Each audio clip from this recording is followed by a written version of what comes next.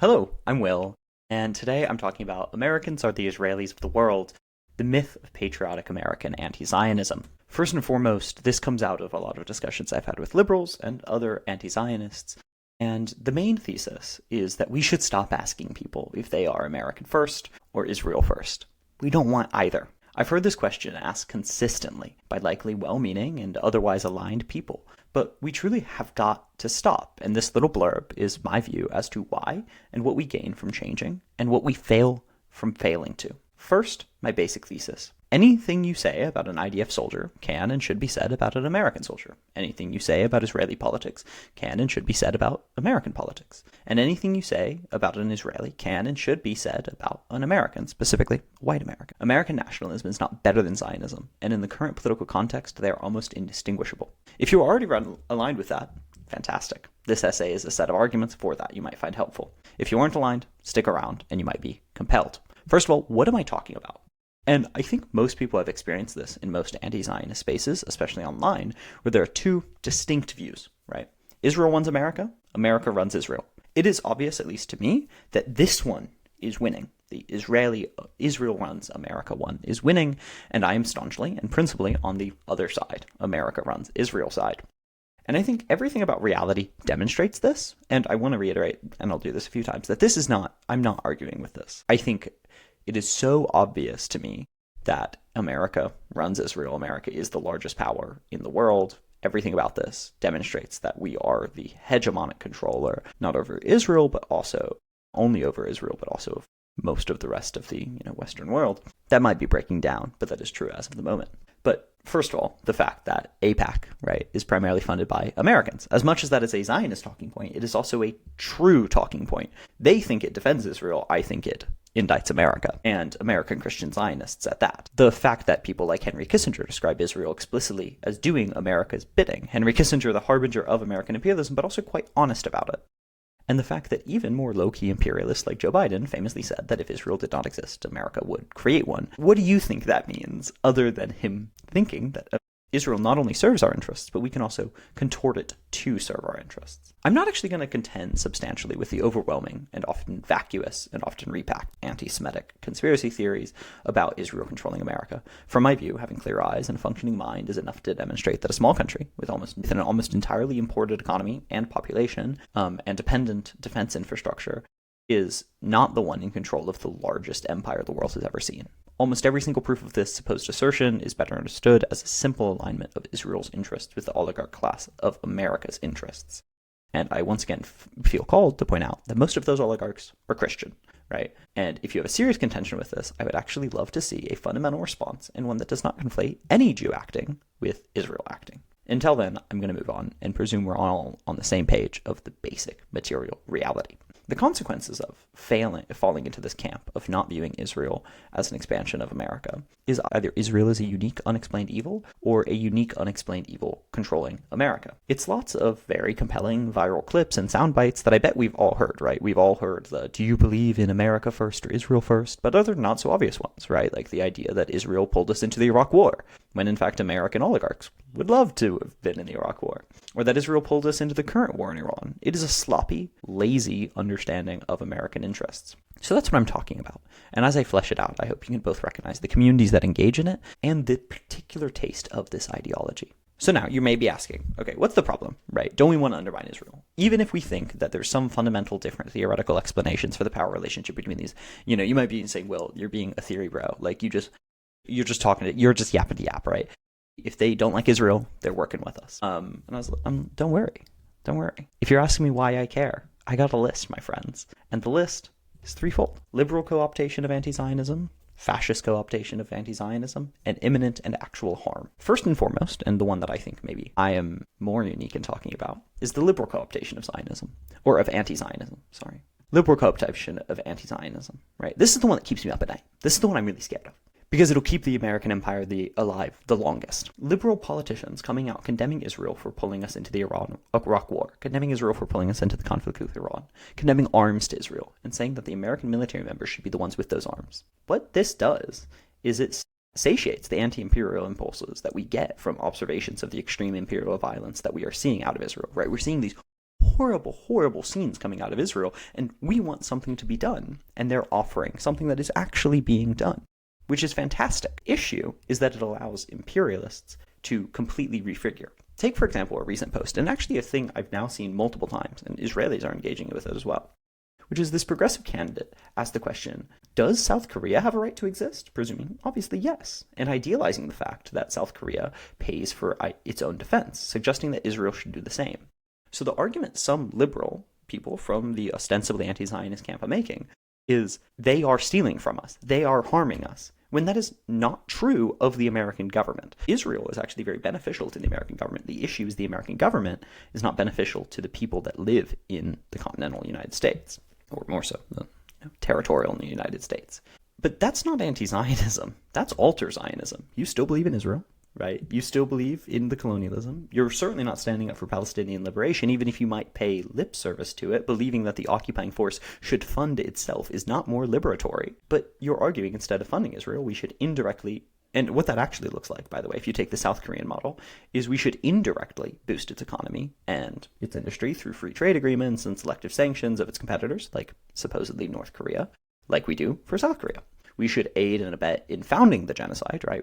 Just like we did for South Korea, but then kind of leave it alone, except with extreme diplomatic support. What this does, and also it's a bad example with South Korea, because we actually do have 25,000 troops in South Korea. In Japan, we have a mutual defense treaty. In Taiwan, we have a massive amount of military bases surrounding it. So not only are they wrong about South Korea not being more dependent upon American military aid than Israel, but even their argument, which is that we should move from more open, active complicity with the genocide and open, active complicity with the war crimes to less open, active complicity with the war crimes, is just shifting Zionism to be more defensible. They are taking it from this weird, unnormal, this kind of leftover vestige of colonialism of direct support, and shifting it to what America has shifted to in the past 60 years, which is economic neocolonialism. And this is what liberals do best. They take the demands of the populist left and give the least but most important, right? I feel like a lot of leftists make a mistake of not validating that it is important. It is important, but they are concessions. That's why it works, right? So they end direct arms sales, and they maintain and obscure the system upon which the very violence is predicated. You're not ending Israel. You're saying, I realized that colonial violence was getting a little close to you Americans. I'll move it away. I'll give you back some of that tax money. This has the largest chance of demobilizing revolutionary movements, of forcing them to a table where they do not have a seat, but are on a menu, and creating social norms that shame and limit them at the least cost to the empire. So that's dangerous. And that is, once again, predicated upon the idea that Israeli violence is not an extension of American violence, just like South Korean violence is not an extension of American violence, but rather that it is a separate, distinct thing that we can wash our hands of. We can't. It's not true. It is in America's interest, and there's a reason we're doing it. And this doesn't actually deal with why we're doing it or the system that set it up. So 2, fascist co-optation of anti-Zionism. This one's slightly more obvious. That's why it doesn't keep me up at night, because it makes it into CNN headlines, right? And that is Nick Fuentes. Oh, and I want to know, the reason it doesn't keep me up at night is because I'm not an immediate target of fascism. If you are, right, if you are a person of color or more visibly queer than I am, I would be terrified if Nick Fuentes cites. I'm just a privileged white man, so I'm considered with immediate politics that affect me or that is conceptually challenging or long-term challenge to the empire, which is why liberalism concerns me more. But that is absolutely a product of my privilege. But this is what I'm talking about is Nick Fuentes, right? Nick Fuentes-ites, people like Nick Fuentes or Tucker Carlson or even Candace Owens, right? Who are pretty openly, actively anti-Semitic, but we've been inoculated to that because of how much the Zionist right and the Zionist left, even quote-unquote Zionist left, misuse the understanding of anti-Semitism. But they are properly understood anti-Semitic, and that is actually essential to their ideology, because the same way they talk about Jewish people, they talk about Israel, right? They claim that Israel controls America and are forcing us to do all the bad things we do, from slavery to the Vietnam War to, from Nick Fuentes' view, taking the wrong side in World War II. We see how he shifts basic populism against American imperialism into very specific anti-Semitism that has a very cohesive but nonsensical worldview. So if you look at Nick Fuentes, he has an answer for every historic thing, which is very calming, right? It provides explanatory ease to a lot of people in seeing the harm, and they don't want to be responsible for it. right? So if they say it's another group, and what he can very easily recast from Jews to Israel, he can say, oh, no, no, no, Americans. It's not you. It's not your besties, the veterans. It's not your besties in the military. It's Israel, right? And this is something my worldview doesn't do, right? I think me as a tax-paying American do unfortunately get moral obligations to make the world better because my state has caused harm. So that's the effect. And there is occasionally a luckily quite quiet but existent left anti-Zionist voice that perks up its head and notices that all these Nazis, they want to work with us. They're actually begging for us to work with them, right? And asks, why aren't we taking advantage of this? We only have to sacrifice our trans comrades and our Jewish comrades and our Muslim comrades. Is that too much to ask for the liberation of Palestine? Are you being pragmatic? Are you being a purist? No, of course. It's obvious how I feel about this. I don't like that argument. But it still must be contended with that, well, why aren't we using this massive right-wing populist movement that is ostensibly anti-Israel? Aren't we anti-Israel? And the obvious answer is not that it costs us too much to work with them, but that it costs us everything we have. The power that leftists have is the solidarity that we hold between each other and a clear-eyed worldview. And if we sacrifice that, then we simply cease to functionally be leftists. We could be Strasserists, right? But we would just be America Firsters by a different name. And just as America Firsters ultimately get humbled and be forced to be honest about their imperialist aspirations, with Nick Fuentes admitting he supports the imperial invasion of Venezuela, we would become an instrument of a movement that we can't control and would control us. And ultimately that movement is in the benefit of imperialism. And that brings me to my third and final, in my non-exhaustive list of why this worldview is harmful and concerning and opens us up to harm, which is every second we engage in American nationalism, right, the words America first leave our mouth, we are causing harm to people that are harmed in the name of American exceptionalism. Invading Iran is in fact putting America first, but what America is, which is the American empire, is predicated upon violence to countries like Iran. Every second we forget that Nick Fuentes does not believe that our Jewish comrades have a right to live. We do harm to our Jewish comrades, and we enable Zionists as well to degrade our movement in name of countering his anti-Semitism.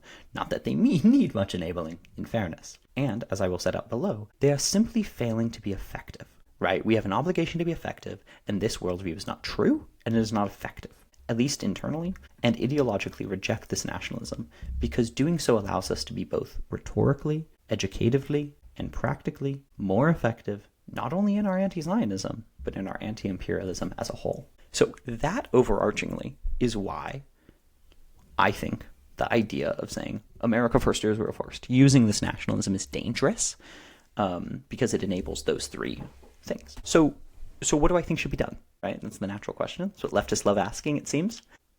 The answer is don't resist the differences between America and Israel. There are differences. There are different places, there's a difference between California and North Carolina. But often in a knee-jerk, though sometimes justified response, that is to suggest that, conflating America and Israel are a Zionist talking point. Making the argument that Israel is in the best interest of America, the empire, is a Zionist talking point.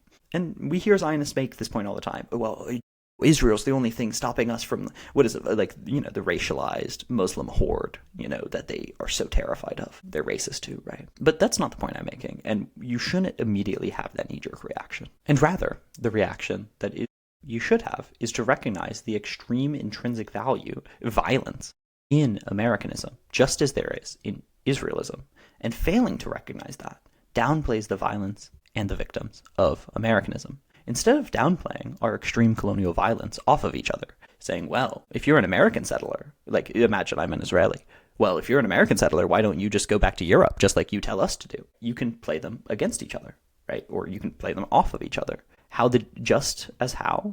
You can recognize that America first generally does lead to Israel first. How the genocide of the natives was a playbook for genocidaires of the world. How the concentration camps and the slaveholding is a playbook for what's going on in the West Bank and in Gaza. Instead of working to reach American nationalists and convince them to work against what is fundamentally in benefit of their ideology, as American nationalism merely is the ideology of worshiping the violence of the American oligarchy, specifically white Americans, we ought to work as effectively and fundamentally against them and their ideology, because it is the only way that we will either not be co-opted and be effective in aims. So what do we gain? Right. So that's why I think we should do it, because it makes us effective, right? It makes us better at doing our jobs. But really specifically, what do we gain from taking this approach of seeing Israel as an expansion of America rather than as an expansion, as American expansion or property of Israel? I'm not just telling you this because it offends me. It does. I think it's gross. I think it's bad, right? But who am I? Or to do it out of the goodness of your heart. I don't expect y'all to do anything gratuitously. Once again, I don't know you. You could be a great person. You could be a bad person. But I'm telling you this because not only is it true factually, but it also is effective to our aims. And how do you ask? Well, my friends, I've got another list. First and foremost, it helps us respond to vacuous Zionist arguments. Not that we should generally change our opinions and our ideology and our tactics to tolerate bad faith Zionist arguments, because they will always come up with more nonsense, and I can feel the eye roll coming already. But it is valuable to do so without sacrificing important values, to shield ourselves from easy critique. Right? That is a valuable thing. And Zionists, for all their faults, are very well funded, and thus oftentimes know where those weak spots in our arguments are. And one of the things you will hear consistently from Zionists is that we are essentializing or specially focusing on Israel. Now, there's an obvious answer to this, right? It's the peak of imperialism. It's where the most people have been murdered. But in order to do this, you have to come from the place of viewing it essentially as an expansion of American imperialism. If you do not, and you state one of the above reasons, either anti-Semitism or that it's just some arbitrary leftover thing from the Cold War, as some liberals might say, then not only will they be able to attack that just as I have, right? They can come from the left flank and attack it. But they will also correctly be pointing out how you are not responding to other harms and atrocities across the world. And then you have a worse time justifying why us speaking about certain things more than others, and you very likely will, in reality, regardless of a Zionist perspective, not speak about other things to the extent that you should, right? And the best example for this is the consistent refrains from idiots who say, why are pro-Palestinian people so silent on Congo? Well, the fact is, first of all, we're not. Many of us recognize the atrocities in Congo as imminently related to the liberation of Palestinian people, the Sudanese people, or the native people of Turtle Island. But you know who doesn't recognize that? Nick Fuentes. You know who doesn't? A liberal who thinks South Korea has a right to exist. Having a holistic worldview that doesn't arbitrarily separate Israel from the rest of anti-capitalism and anti-imperial worldview, and for the love of God doesn't contribute to Americanism, right, for which the genocide in Sudan is deeply profitable, allows you to respond to those arguments better. Every time they say, what about, you will have an answer. And that goes into my second point, which is the Israel of, right? Israel of South Asia, the Israel of Africa, anti-imperialism outside of the context of Zionism. If you confine yourself epistemically to Israel, and you are so intent, right, on just focusing on Israel, just the harms of Israel, just how AIPAC does things, then not only will you not have a cohesive response, but you won't understand the thing in its particularity, how Israel relates to Congo or Sudan, but you certainly won't understand Congo or Sudan on a higher level as well. You won't be able to use the tools that anti-Zionism, through its generality, teaches you. For example, criticisms of the United Arab Emirates do not start and end with its relationship with Israel, as some Zionists or anti-Zionists seem to believe. Nor does it start and end with its relationship with America itself. But the tools and contexts and methods and even calls to action that we have built with an anti-Zionist movement in America and the West and even in the global South are not one-to-one with the struggle against the UAE, but are perhaps 1 to 0.9, right? And working against the UAE and its complicity in the Sudanese genocide. It's like a muscle building up our ability to recognize the effects of transnational capital and how it is used to fund Zionism and Zionist complicity in the Gulf. And if we view that only within the context of Zionism and Zionist complicity in the Gulf, then we fail to recognize how transnational capital, its role in funding the violence in Rwanda, which is committed in the Congo, with the funding and diplomatic support of the UK, and the relationship of the gold trade in Sudan with the UAE, and how Myanmar plays into the relationship with Bangladesh. Activism and leftism as a whole is a muscle, and if you only allow it to move a little bit, when Israel's mentioned, or when Zionism is mentioned, or when a Christian nationalist is honest about their opinions on Zionism, then it won't get strong. But if you allow it to add more general context, as I try to do even when talking about Israel, in a more cohesive context, not only will you inoculate yourself to whataboutisms, right? What about Congo? What about Sudan? But you will also actually have an answer about that context, which strengthens both your anti-Zionism, because then you can say, look, this is how it's connected to the genocide in Sudan. Do you care about that? Now that it has to do with Israel, because Zionists really do only care about Israel in many ways. If you're an Israeli in Israel, if you're a Christian Zionist, they do a similar level of holistic ideation. But also your leftism as a whole, because genuinely we shouldn't just be focusing on Israel. Like it doesn't undermine the systems cohesively enough. It doesn't benefit anyone. And when I remind you, this is not a commentary, as I add in a footnote, this is not a commentary primarily for Palestinians. I don't, as a white Westerner, have any interest in critiquing Palestinians. I do have an interest in critiquing other white Westerners, and that's the context in which I'm doing this. And third, and the most fun one, by the way, in terms of why I take this tact and why it is super helpful to take this tact, is absolutely fucking dunking on liberals. You can just absolutely destroy them if you describe the commonalities between Israel and America, right? And this is actually what prompted me to discuss this. Because I've found that Israel as an example of what is wrong with America is one of the possibly most effective ways to get liberals to not only shut the fuck up, but also possibly change their mind, pending. We're waiting on that, you know? Take, for example, the much repeated, but as I have said, often oversimplified, Democrats and Republicans are two sides of the same coin. A liberal will lose their ever-loving mind when they hear this. Be that but if you get a Mamdani liberal, or maybe even a Pete Buttigieg liberal, I don't know, maybe, they might not have such a visceral reaction if you ask, would you tell a Palestinian that there's a genuine important difference between Israeli political parties, right? No, their identity reductionist ass, and hopefully their baby anti-imperialist ass, would probably not have the gall to say that. And they might actually say to themselves that they understand how, at least Palestinians believe, that Netanyahu and Golda Meir are in fact two sides of the same coin. Suddenly, they don't make a bastardized harm reduction argument about whether the genocide will be completed in 5 or 10 years. They understand that the concept of a liberal and conservative colonial dynamic, right? They get how silly it is to suggest to Palestinians that taking the breadcrumbs Golda Meir may offer, even though those breadcrumbs to those Palestinians is literally the ability to live for 5 more years, does not abdicate such liberals like Golda Meir obligations to end the genocide itself, and certainly does not allow them to celebrate and clap like the fucking seals they do when those breadcrumbs are delivered. The next move is obviously to take them slowly and ask them how that's different from America. Is America not a settler colonial entity? Is America not continuing an ongoing genocide against natives? Do American liberals not actively enable that empire? The only way to make this argument is to stand 10 toes down that Israel and America are genuinely, at least in a primary principled way, the same. So that's what you get for claiming they're the same. If you think Israel is unique, or you think that putting American interests over Israeli interests is different, you can't do that against a liberal because you don't believe it. But if you think that American imperialism is harming the world by supporting Israel, and there's a reason for it and there's a context for it, and that the politics have maintained that system across the board, it becomes a whole lot easier. And I do this across a lot of contexts. As I said in the beginning, I convince Americans that their warriors and their valorized veterans are terrorists because Americans are happy to call IDF members terrorists. I get them to care about black nationalism because I can tell them to support Palestinian nationalism. I get them to stop with their peace gating because we have at least a little bit won that rhetorical war with getting liberals to shut the fuck up about Palestinian resistance. The possibilities are endless because Israel is in fact merely America with the contradictions of imperialism heightened. It is the peak. It is the center. That is why you can teach so much about, for example, Islamophobia, because Israelis are telling the right wing what they need to say. When you hear Israelis talk about Islamophobia, it is what American right-wingers want to say and will say in a year. They say we're fighting against all of the racialized, disgusting language that they use. And it is exactly what Trump and Hegseth are repeating, right? All the beliefs that people said about why you have to defend and attack Iraq or defend and attack Iran is exactly Islamophobia come back home.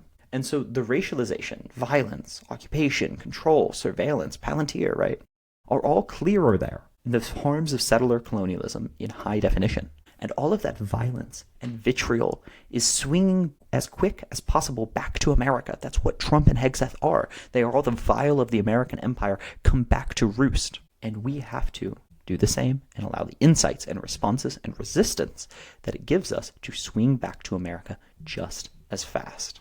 So that's what you get. That's a pretty good fucking get, I will say. So in conclusion, this doesn't engage with the substance of the alternative view. I really have no interest in engaging with the substance of the alternative view, and that is that somehow magically Israel is controlling America. That's intentional. But rather, what I aim to do is offer a practical reason, historically and ideologically, to expand any anti-Zionist movement into an intersectional anti-imperialist movement, especially for those in and around the imperial core. This starts with the, just simple end of the juxtaposition of American nationalism and Israeli nationalism.